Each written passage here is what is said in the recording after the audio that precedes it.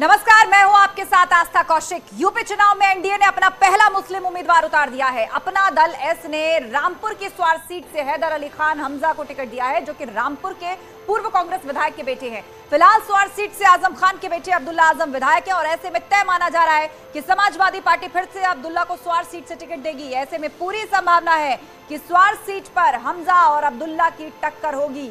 तो बेहद दिलचस्प मुकाबला होने जा रहा है। रामपुर की स्वार सीट से एनडीए का पहला मुस्लिम उम्मीदवार अपना दल एस ने टिकट दिया है हैदर अली को, और संभावित उम्मीदवार अब्दुल्ला आजम, जो फिलहाल यहां से एमएलए भी हैं और आने वाले 2022 के विधानसभा चुनाव में कयास लगाए जा रहे हैं कि एसपी भी अब्दुल्ला आजम को एक बार फिर से इसी सीट से उतार सकती है।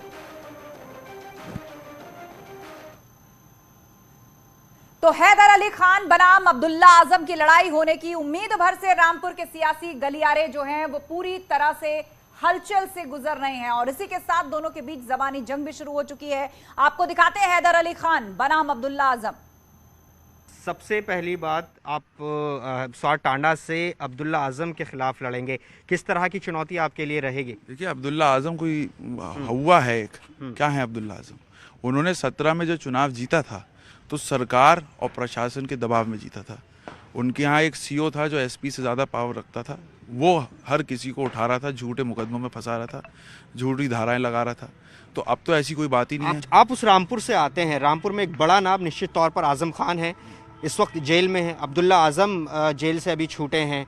तो क्या आपको लगता है कि कहीं फंस सकता है? एक सिंपैथी की, जो सहानुभूति की लहर जिसे कहते हैं, वो आजम खान के फेवर में जा रही है। आपको क्या उम्मीद है स्वार टांडा से, आप अपना दल से प्रत्याशी? देखिए, पहली बात तो सहानुभूति किसी में नहीं है। मैं आपको बताऊं, आजम खान ने सपा सरकार में लोगों को घर से बेघर किया है, लोगों के घर तोड़े हैं, लोगों का रोजगार छीना है।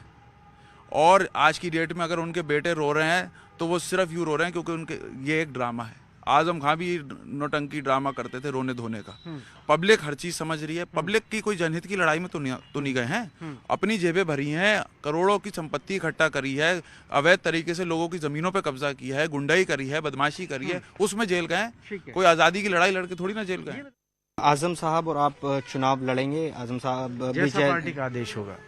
अभी तक इस पर कोई ऑफिशियल स्टेटमेंट क्यों नहीं हुआ? क्योंकि अभी तक जो नामांकन की आखिरी तारीख बहुत नजदीक है। कोई बात नहीं, जैसा भी होगा आपको पता चल जाएगा। स्वार टांडा से लड़ेंगे पार्टी? जैसा होगा आपको पता चल जाएगा। अच्छा, जैसा होगा, जो पार्टी का आदेश होगा वो होगा। स्वार टांडा, जिससे आप दावेदारी जता रहे हैं, कैंपेनिंग भी वहां कर रहे हैं, वहां से हैदर अली खान को उम्मीदवार बना दिया एनडीए की तरफ से।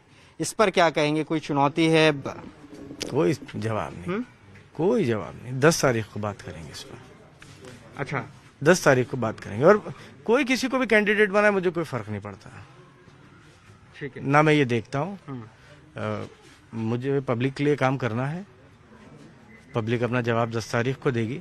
अब्दुल्ला, हम जब आपसे बात कर रहे हैं तो अभी आप खुद 15 तारीख को जेल से आए हैं, वो उस पर बात करना भी जरूरी है। आपके खिलाफ भी मुकदमे थे आपके बर्थ सर्टिफिकेट को लेकर। उस पर मैं जानना चाहूंगा कि अब आगे जब आप उम्मीदवारी नामांकन करेंगे, अगर टिकट होता है, तो पूरे जो कागजात हैं वो दुरुस्त हैं? और क्या वो आप लगातार कहते रहे कि वो पूरा मुकदमा फर्जी था?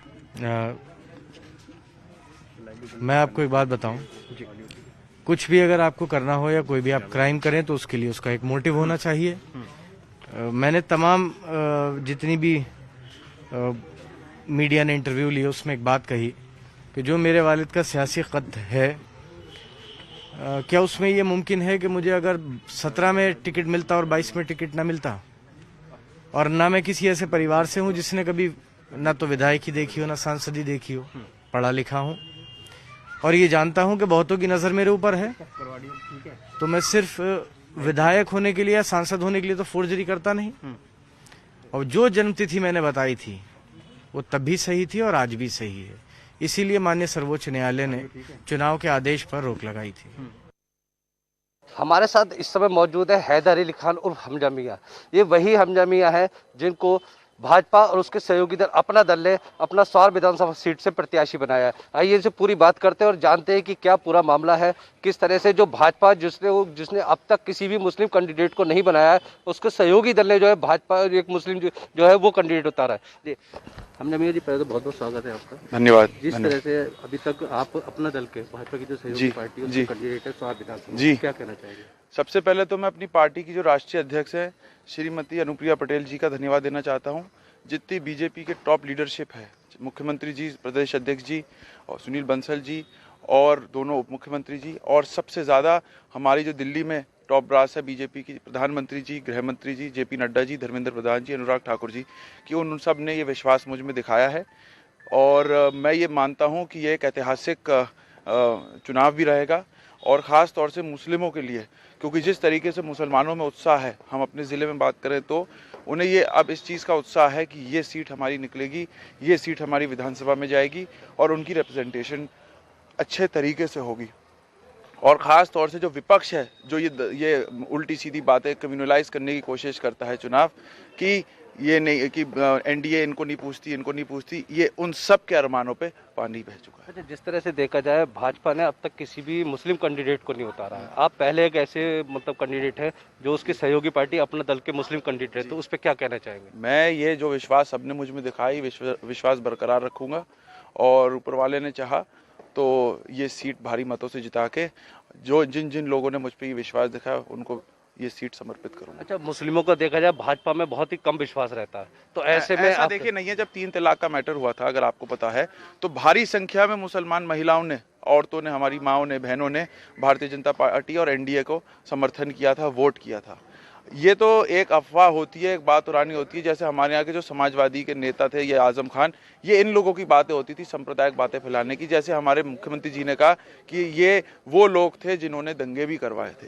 तो इनका मकसद ये होता है कि कम्युनलाइज करें चुनाव अपने फायदे के लिए। तो ऐसी कोई बात नहीं है। जब चुनाव के परिणाम आएंगे तो दूध का दूध और पानी का पानी हो जाएगा। अच्छा, देखा जाए 2 साल से अब्दुल्ला आजम खान जेल में रहे, अब स्वार विधानसभा सीट से अब्दुल्ला आजम खान चुनाव लड़ेंगे, आप क्यों उनसे टक्कर देंगे? अब्दुल्ला पहले अपना पर्चा तो भर लें। 2 तो उनके पास डेट ऑफ बर्थ है, कौन सी डेट ऑफ बर्थ वो डालेंगे। दूसरी बात, ये जो जेल गए हैं और ये जो आंसू बहाए जा रहे हैं, ये कोई पब्लिक के हित में तो नहीं गए हैं। इन्होंने चोरी की है, घोटाले किए हैं, उसमें ये जेल गए।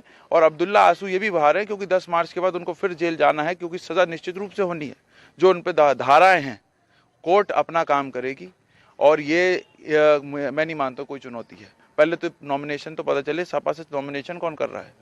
अच्छा, जिस तरह से देखा जाए 2 साल जेल में रहे तो लोगों की सिंपैथी भी उनके साथ में, सिंपैथी है तो वोटों में, जब सिंपैथी अगर है तो वोटों में दिखेगी।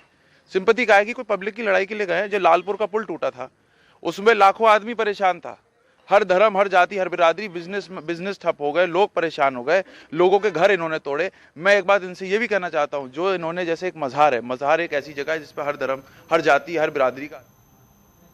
उधर यूपी चुनाव में जिन्ना और पाकिस्तान की एंट्री को लेकर सियासी जंग जारी है। केंद्रीय मंत्री कौशल किशोर ने अखिलेश यादव के बयान को देश विरोधी करार दिया है, साथ ही उनसे माफी मांगने को भी कहा है। तो अखिलेश यादव ने जो बयान दिया था पाकिस्तान को लेकर कि पाकिस्तान भारत का दुश्मन नंबर 1 नहीं है बल्कि चीन है, उस पर अब बीजेपी हमलावर हो गई है। केंद्रीय मंत्री कौशल किशोर ने अब अखिलेश यादव पर निशाना साधा है और देश विरोधी करार दिया है और कहा है कि अखिलेश माफी मांगे। सर, अखिलेश यादव ने जिस तरीके से बयान दिया है कि वो पाकिस्तान को भारत का दुश्मन नहीं मानते, इस पर संबित पात्रा ने कहा है कि ये जो बयान है ये दुखद है और चिंता का भी विषय है। इस विषय पर आप क्या कहेंगे अखिलेश यादव के इस पूरे बयान पर? अफसोसजनक बात है कि अखिलेश यादव जी इस समय माननीय मुलायम सिंह जी को पार्टी के राष्ट्रीय अध्यक्ष के पद से हटा करके खुद राष्ट्रीय अध्यक्ष के पद पे बैठ गए हैं और मुख्यमंत्री भी रहे हैं। और इतने बड़े पदों पर रहने के बाद भी, और वो अगर ये बयान देते हैं कि पाकिस्तान को वो अपना दुश्मन नहीं मानते, भारत का दुश्मन नहीं मानते हैं, तो पाकिस्तान में जहाँ आतंकवादियों के अड्डे बने हैं, जहाँ पर ट्रेनिंग होती है आतंकवादियों की, और वहाँ से वो आतंकवादी आकर के भारत पर हमला करते हैं, लोगों की जान लेते हैं। हिंदुस्तान के अंदर जो है एक दहशत फैलाने का काम करते हैं, लोगों की जान लेकर के, आतंकवादी हमले करके। उसको हम दुश्मन नहीं मानेंगे तो और क्या मानेंगे। ये सिर्फ इसलिए बयान देना चाहते हैं क्योंकि ये एक धर्म विशेष का जो है वोट लेना चाहते हैं, उन लोगों के भी वोट लेना चाहते हैं जो हमारे हिंदुस्तान में रह करके और पाकिस्तान का समर्थन करते हैं। ऐसे लोग जो पाकिस्तान का कभी कभी झंडा उठा करके और हिंदुस्तान की बुराई करते हैं, पाकिस्तान की जिंदाबाद बोलते हैं, या आतंकवादियों का समर्थन करने वाले लोग कुछ लोग हैं, उन लोगों का भी वोट लेना चाहते हैं। ये वोट की राजनीति के लिए इस तरीके के बयान देना राष्ट्रवाद के खिलाफ है। और मैं तो कहना चाहता हूँ अखिलेश यादव जी की पार्टी में जो लोग हैं और उनको राष्ट्र प्रेम है, हिंदुस्तान से प्रेम है, अपने भारत देश से प्रेम है, तो उन लोगों को अखिलेश यादव जी के इस बयान पर विचार करना चाहिए। उनको या तो उनका साथ छोड़ देना चाहिए या आने वाले समय में राष्ट्रवाद को मजबूत करने के लिए, राष्ट्र को मजबूत करने के लिए जो भारतीय जनता पार्टी पूरी तरीके से काम कर रही है और पूरी दुनिया में हिंदुस्तान को नंबर 1 पे हर क्षेत्र में ले जाना चाहती है, उनके साथ खड़े होना चाहिए और बीजेपी को वोट देना चाहिए। उधर कांग्रेस छोड़कर समाजवादी पार्टी में शामिल हुए इमरान मसूद ने जिन्ना को लेकर बड़ा बयान दिया है। सहारनपुर में प्रत्याशी का नामांकन कराने कलेक्ट्रेट पहुंचे मसूद ने कहा कि मोहम्मद अली जिन्ना की मूर्ति समाजवादी पार्टी नहीं लगाएगी बल्कि बीजेपी लगाएगी, क्योंकि आजादी से पहले श्यामा प्रसाद के साथ मिलकर यह साबित कर दिया था कि जिन्ना के साथ कौन है। इमरान मसूद कांग्रेस छोड़कर अब समाजवादी पार्टी में जा चुके हैं और वह चुनाव नहीं लड़ रहे हैं, 7 विधानसभा जिताने का काम करेंगे। इमरान जी बताएंगे कि जो हम इंशाल्लाह 7 विधानसभा चुनाव जीतेंगे और उत्तर प्रदेश के अंदर प्रचंड बहुमत के साथ अखिलेश जी को मुख्यमंत्री बनाएंगे।